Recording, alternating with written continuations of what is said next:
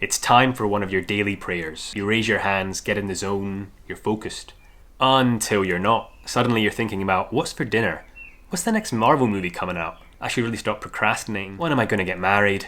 Maybe you catch yourself during prayer, and maybe not. You just can't seem to focus. So let's talk about how to maintain focus during prayer. Salaam everyone, I'm Shahrukh, a doctor and a Muslim from Scotland, and on this channel I give Muslims practical advice to help them reconnect with their religion and live more fulfilling lives. And today we are talking about how to maintain focus during prayer or salah. Now if you're anything like me, you get easily distracted during prayer. Sometimes you can't help it, but we know that not all prayer is seen as the same in the eyes of God, and that a more focused and spiritual prayer will net you more rewards than your average prayer from the person who's distracted, or of prayer from someone who's just thinking about their worldly problems. What we're really talking about is the word Ihsan. Ihsan means presence, to worship Allah with complete concentration and dedication. And this is so important because it dictates how much of your prayer is actually accepted in the eyes of Allah. Let me share with you a hadith from our Prophet, peace be upon him. It's narrated that the Prophet, peace be upon him, said, "Worship Allah as if you see him. And if you can't, know that he sees you." And I'm highlighting this hadith because embedded within it, there's actually 3 different ways of maintaining focus and concentration during prayer. The first, worship Allah. Worship Allah. How can you worship Allah if you're not being attentive while you're praying? Sounds simple, but there you go. Secondly, as if you see him. What does that actually mean? How can we do this if God is unimaginable? Well, what do you see when you try to imagine Allah? Whatever you're imagining is false. The only way you can actually do this is by having a clear mind and freeing your mind from thought. This is the closest that you will ever be to Allah. The way that you clear your mind of thought is by asking yourself, I wonder what my next thought will be. None of us know what our next thought is going to be.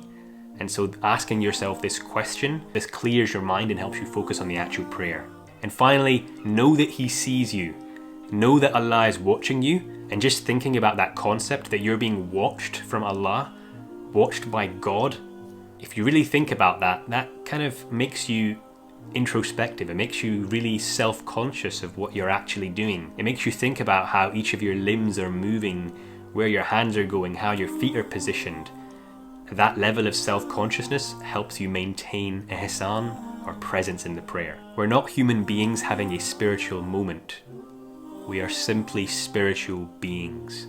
All it requires is a few strategies that I'm about to share with you. I'm going to split this into methods of achieving focus and methods of overcoming distraction. And the different methods of achieving focus or ihsan really depend on what your current knowledge base is and whether you've memorized any Arabic, whether you understand any Arabic. Something that anyone can do, whether you're praying alone or in congregation, really slow down.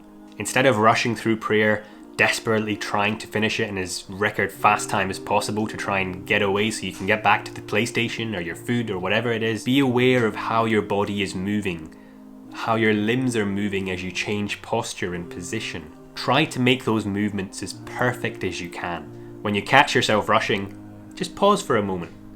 Take a breath, and now perform the next action with deliberation and precision. And by definition, you'll become more present and more aware. Aware that you're in God's presence. You're standing in front of Allah, and you owe it to yourself to pray with as much concentration and ihsan as you can possibly manage. Secondly, try and make a conscious effort to actually focus on the words that you're saying.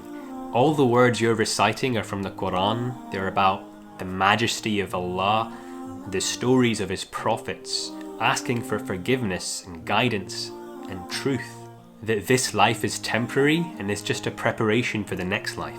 Now, focusing on each word is particularly good if you have any knowledge of Arabic. Not necessarily that you're Arab or that you know the language completely, but even if you have some knowledge of specific words like Jahannam, Allah, Rasul, Jannah, try and immerse yourself in recognizing these words, especially if you're praying in congregation. And even if you're on your own, or even if you don't have any specific knowledge of Arabic words, just focus on pronouncing each word correctly, i.e. focus on the pronunciation or tajweed of what you're saying and make sure that you're getting it right. Now, what if you're still getting distracted by thoughts that just pop into your head and you can't get them out? Thoughts of biryani and football and jalebi and chocolate cake. I've found that the major things that distract us while we're in prayer are usually thoughts about the world, our finances, our relationships. So I'll say two things about that. Firstly, these things are going to pop into your head, whether you like it or not. It's more of a subconscious thing. So notice that you're distracted, let go of those thoughts, and then choose to refocus on the prayer that you're actually trying to do. And secondly, if you find that you have reoccurring thoughts in your prayer, you keep on getting thoughts about a particular relationship, a particular situation, a particular problem that you might be having, then while you're praying, try to refocus, as I mentioned earlier. But afterwards, maybe take a break and reflect on what exactly were those thoughts that were keeping you so distracted, that were so pervasive, that occurred 2 or 3 times in your head. Having the same distracting thought is usually a sign that it's some unresolved issue, or perhaps that it's something that's more important to you than you actually thought it was. There's something inside you that believes that this particular situation is causing, or has the potential to cause, your feelings. Remember that feelings come from thought in the moment. To learn more about this concept and really make sure that you understand what I'm talking about, make sure to check this video out right here. Salaam everyone, have a great day and stay focused.